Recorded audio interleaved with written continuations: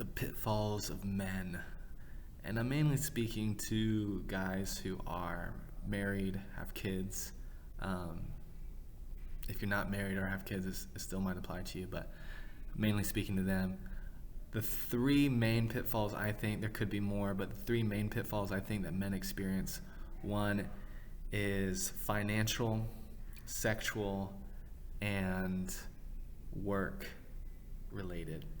And financial and work related are kind of connected. But in general, I think men, have a desire to feel significant, to feel valued, to feel important, to feel like they're influencing others, have power, um, and have, a general influence and significance in people's lives. And the issue is that because they desire to be significant and be an influencer, sometimes the priorities kind of get all wonky and mixed matched. And so, just starting with financial, mainly speaking, once again to husbands, to dads, the desire to provide, to bring home money to the family, to bring, satisfy the needs of the family is a good desire. But the pitfall I see with men is that sometimes it doesn't stop, right? The money is, there's never enough money, right? There's always stress and worry about money. There's always a feeling and a need to get more money, and money becomes the obsession. And when money becomes the obsession, it steals joy, it steals life from you. And Jesus came to give you life, right? Jesus came to give you life, to give you peace, to give you joy. And many times when we obsess about money and making sure we have enough for our family specifically, even that healthy desire of having it for your family, many times when it becomes unhealthy, then it kind of steals the life and the joy and the peace from the family, and you become a worried, stressed out mess, a worried, stressed out dad, husband, and you're not bringing the life into the family that you were meant to bring. And so I see that as a huge pitfall. Men feeling like they need to bring more. And the reality is, I think men are meant to be providers for their family for sure. I think God created men to be providers. But the reality is, God is the ultimate provider. And I think when men put themselves underneath God as the ultimate provider, there's this kind of freeing experience where instead of you feeling like you have to carry this heavy weight of providing for your family, and you give that over to God, you start realizing that God provides, and you don't have to stress about it, you don't have to worry about it, you don't have to strive for more. You can simply ask Him, right? He's the one who owns it all. He's the one that gives it all. And so if you need more, you can ask Him. You can ask Him for more. You can ask Him for creative ideas to have more, and you don't have to stress or worry about it, because in the end, He's going to give you exactly what you need. And many times He'll give you what you want too. I know when I first got married, I was just making $500 a month. $500 a month, that's like $2 an hour or something like that. But I felt like I was doing what God had asked me to do. And that was the only income coming into our family, and that's how much our rent was. And I made that for a few months, and then my salary, I think, got increased to like $1,000 a month or something like that, which is still pretty low. And then $1,500 a month soon after that. But the idea is I just wasn't making a lot. But in that, I was once again, I felt like I was doing what I needed to do, what God had asked me to do. So I didn't feel like I was being slothful or, not providing, not doing what I needed to do.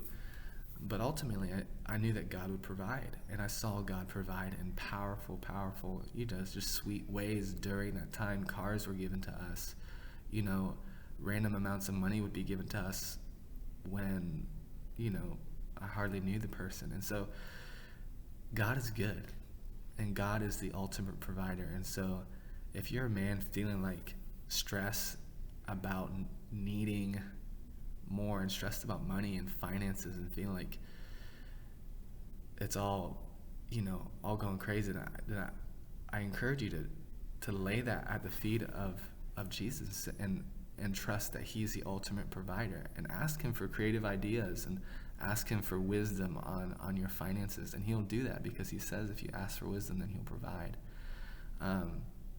The other pitfall, I think, once again, is sexual pitfalls. I think this is prevalent with men in our society, especially with pornography.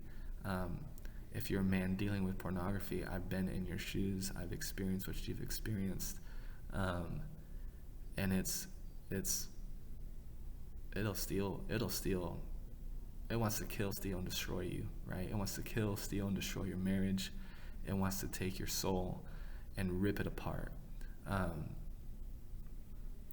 And once again, I think it comes from this desire to feel significant, to feel valued, to feel important to a woman or to women. And if you feel like you're not getting that in your house, then you might, from your wife, you might, act out in either an affair, finding it from another woman, finding it through pornography.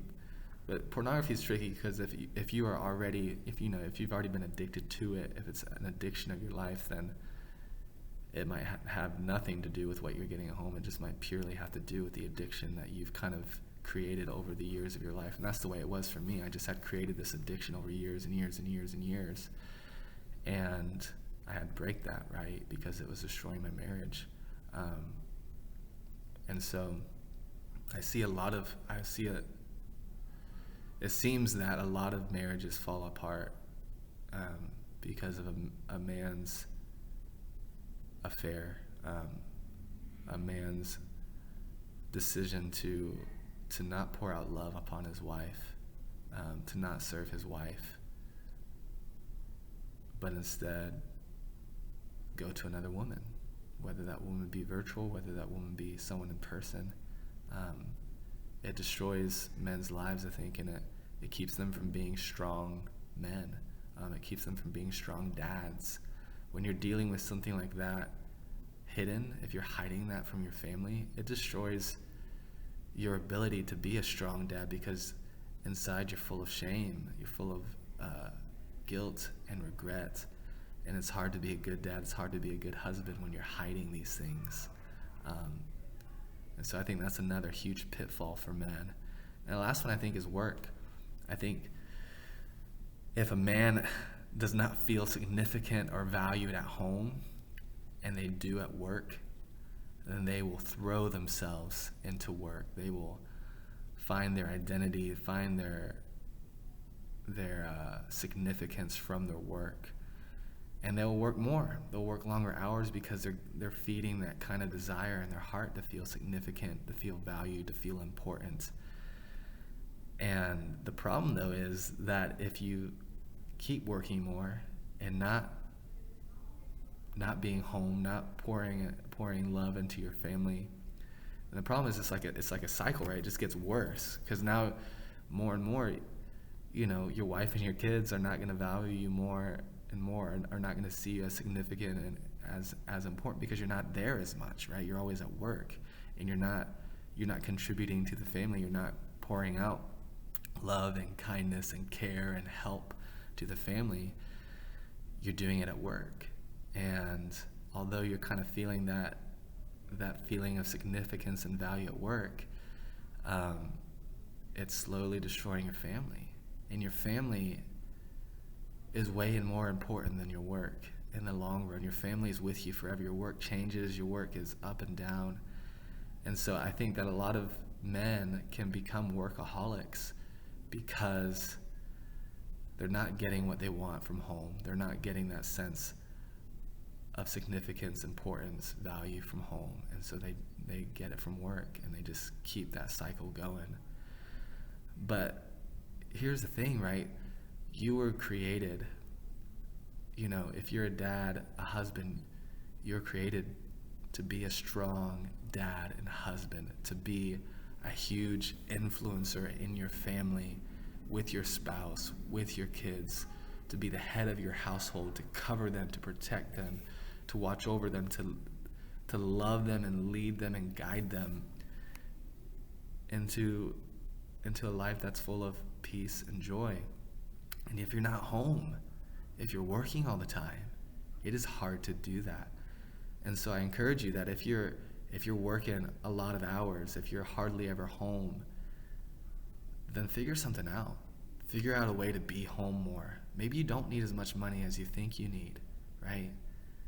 Maybe you could work less.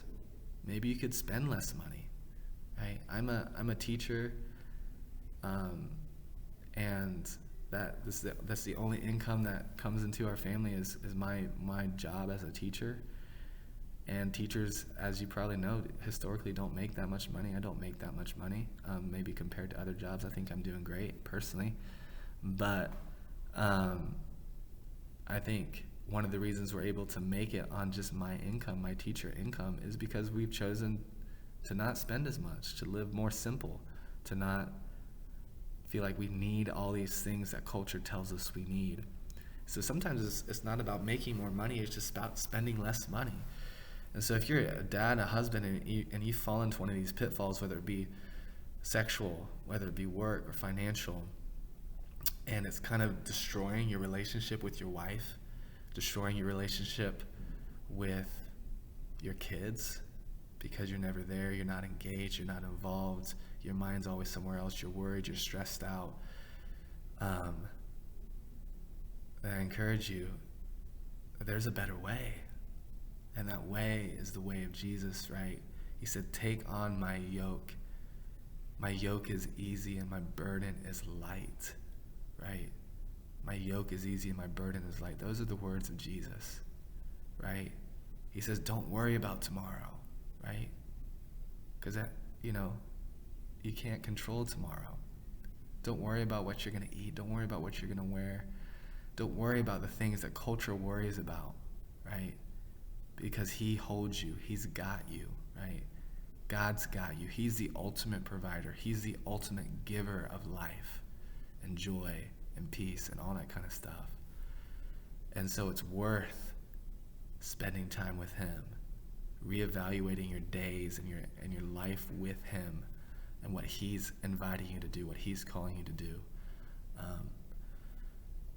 So try to stay away from those pitfalls. For me personally, when it comes to work, I choose to only work certain hours, right? I don't bring work home. As a teacher, I could probably bring work home every single day, right? Teachers, they have all sorts of things they could be doing all the time. But I come to work early in the morning. I get here about an hour early, and I leave at 4, and I get home, and I don't do any more work, right? So that I can engage with my family, so I can be present with my family.